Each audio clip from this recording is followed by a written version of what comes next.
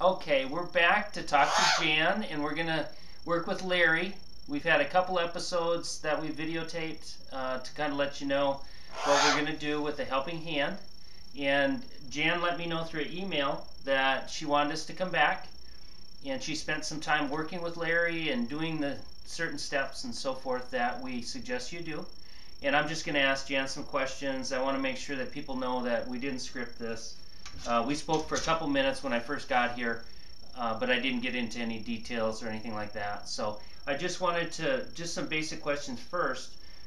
Is this very difficult to do? I mean, did you find that after you watched the tapes and all this, was it harder or easier as far as what you've done so far? Easier. Easier than you thought? Yeah, a lot easier than I thought. Was it so easy that you thought, wow, how could it be this easy?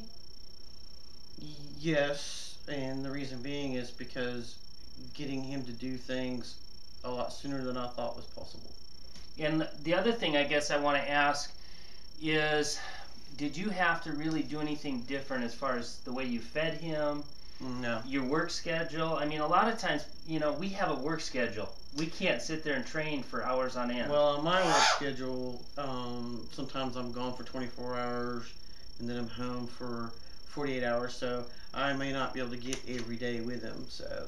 And that's fine. I mean, but you found as well that... Even with my schedule, yeah. You didn't have to say, okay, I got to do it every day, right. or I have to do it 10 times a day, right. or I have to monitor his food, or, I mean, is that true? You didn't right. have to do any None of that. And you still were able to make him better. Yeah. Okay. And I guess just give me a little insight as far as your expectations. I know originally you didn't handle him. No. He was very aggressive. Very aggressive. And the gentleman handled him with gloves, which made it hard. When I went to purchase him, he put on garden gloves, and the bird went crazy. So the key is that we've got to do this enough to get him confident and have trust in us. And you need to lead him. And I think the training you've done until we've come back here sounds like you are leading. I mean, yes. You're making progress. What kind of progress have you made?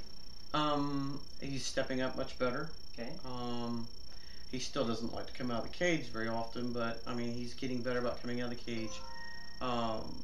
He loves the feather duster. Actually, when I come towards him with it, he will actually turn his head and lean into it for me to rub all over him. Very cool. And in the last 2 sessions that I did with him, I was actually able to take my hand and touch his wings and his back and his tail feathers. I have not gone near his chest or his head because right now I'm still not sure that, I think he needs a little more training before I do that. Well, the good thing is, too, you can take your time. There's no rush. You've got to remember, he's had, how old is he? Do you know about how old he is? 8. They said he was 8. 8 years old. So he's had 8 years of a certain type of, I shouldn't say training, because it wasn't really training, but he's been doing things a certain way, or people have been handling him a certain way. I don't think he's been handled all that much. In my opinion, from what I saw, and having him here, it took 4 or 5 days before he would even come towards me in the cage when I talked to him. Okay. So basically, they were afraid of him anyway, from what I understand, because you don't use gloves unless you're afraid. I asked him why he was using gloves, and he said that he did not. He didn't trust them. Okay.